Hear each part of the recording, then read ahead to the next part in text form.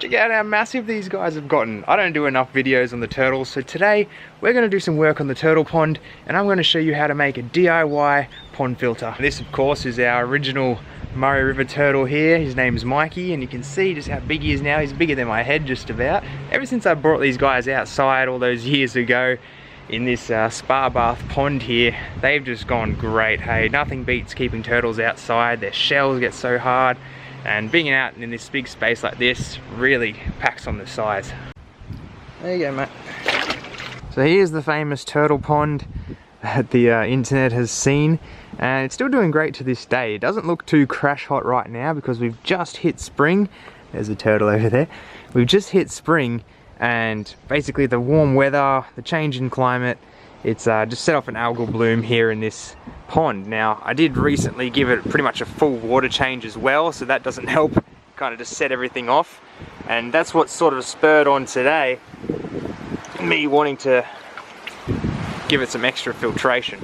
So here's their original filtration system here, and this still works great. It's a pretty simple system, and how it works is we have a submersible pump over there. That'll come up, bring water into here, which will then spurt out onto here. Now this mat on top, it's just some shade cloth, and that catches all the larger sort of particulate matter, and I take this out regularly and clean that. Then under that we have some more of this sort of filter media here, which it also filters through. Again, that gets replaced regularly. Then under that we have a whole bunch of biofiltration with bioballs and lava rock and everything like that for every bit of water to sort of flow through, get that good bacteria growing, and then from there it'll shoot out from the side here into the pond, creating some aeration and filtering that way.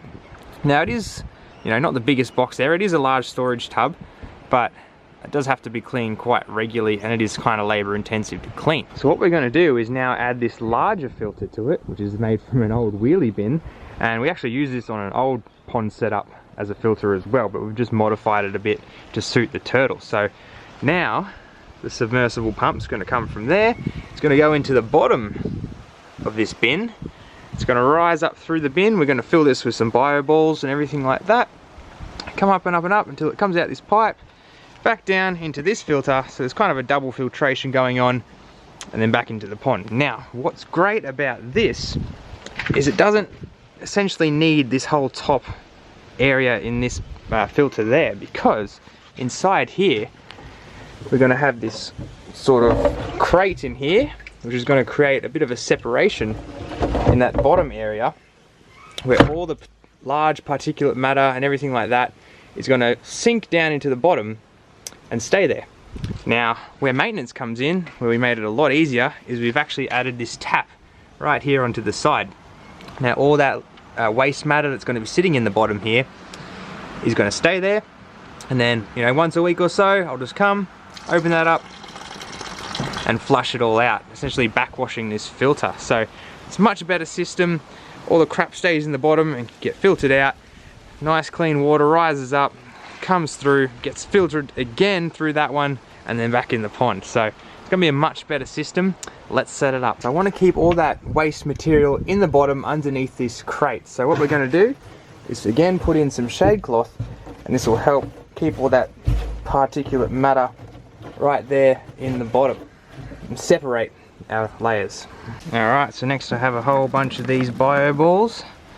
These are going to be really important for the filtration process because they're going to, you know, capture and grow a bunch of good healthy bacteria that'll help clean the water. So let's dump that in. Then after the bioballs, we've also got some of this lava rock. So it's essentially this porous type of rock, which will also kind of do the same thing as the bioballs. Alright, so I've let that run for about a week and a half, and as you can see, the pond has completely cleared up. The water is now crystal clear, nice and well filtrated, and the turtles are loving it. So if we take a look at our filters again, this one's pretty much the same as it always was, but it flows quite a lot more now.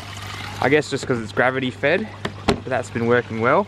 And if we come up to our new filter here, so as you saw, I've got that open area in the bottom, I've got that screen, some bioballs and everything like that, and then on top I actually ended up adding some more of that filter wool. As you can see, I've got some bricks there just to hold it down.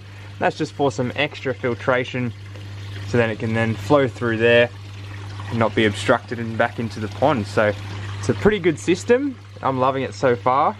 And this is just a way that you can do a DIY pond filter. Then every so often, if the flow of the water slows down or I can tell the pond needs a bit of a clean out, I can come over, turn off the pump, empty out all this waste from here, give it a full clean out if I need to, and flush it all out through there, and she'll be ready to go again.